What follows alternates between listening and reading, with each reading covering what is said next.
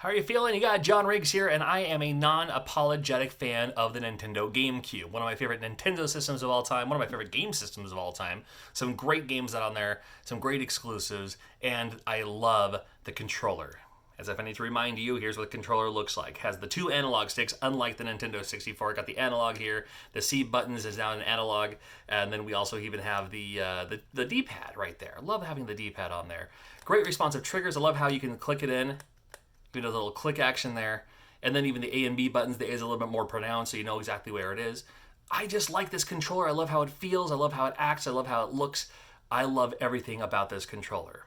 Wouldn't it be nice if we had something like this for the Nintendo Switch that wouldn't break the bank? And that's when our good friends at Exlene, E-X-L-E-N-E, released one of these bad boys. Not only for Nintendo Switch, but it also works with your PC. So if you want to do some PC gaming, maybe something on Steam, maybe you're doing some emulation, maybe you're doing something with the RetroPie, you can use this controller on your PC device too. But the reason I got it is because it works with the Nintendo Switch, and I want to thank them up front for providing me one of these controllers for the purpose of this video. Look at this beaut. Look at this. This is not the Nintendo GameCube controller I was holding a moment ago. That's this right here.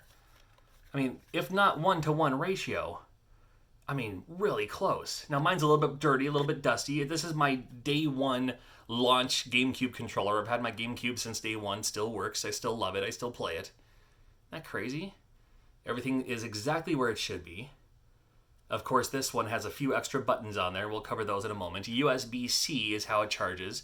And let's take a look at this. Now, just like your Nintendo GameCube controller, doesn't quite, I mean, it has the same button placement.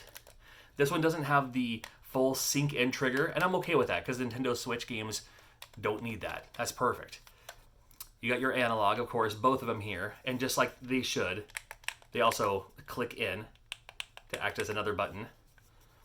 Those, of course, you know, same as before, the A button's pronounced and all that. And then you see the extra buttons on here. You got your home button, right?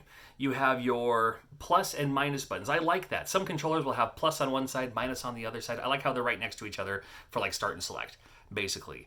There is your photo capture button right here.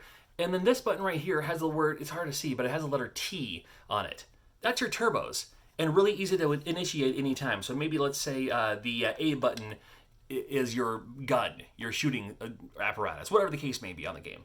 That's that. You hold down the T button, click A, let go of T button, and now your A is the turbo button. You just hold it down and just maul through enemies left and right. I love that about this controller. My gripes being, unless the game has button layout options that you can like replace buttons, you got to remember most games for the Nintendo Switch, let's say like a lot of the platformers, will have the Y button be attack, the B or the Y is attack, A is jump. Just but how comfortable it is. So then on this one, Y is up here, and then your A is down here, or your B is down here rather. Y and B. So like your Y button is attack, B is jump. Now the jump button right here, that's fine.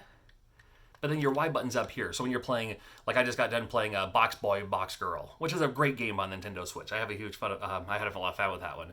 I have to use this button up here to do the boxes, and then this button down here to do the jumping and all that. It's not bad. It's not ridiculous. It's not terrible. But it gets the job done.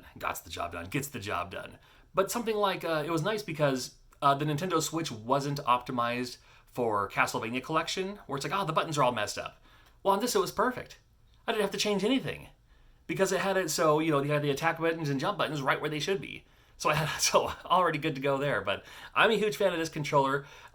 If you would like to purchase yours, I do have a link to my Amazon thing in the business below, page below. Guess what time it is here? Late.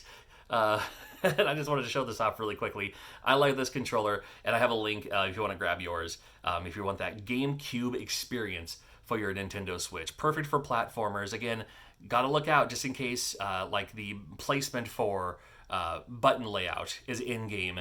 You could really optimize it for something like this. I love it, and thank you for checking this out. And I got more videos on the way, more stuff on the way, maybe more stuff that you've never seen before on the way on this channel. Make sure you're subscribed. Thanks for watching. Take care. We'll see ya.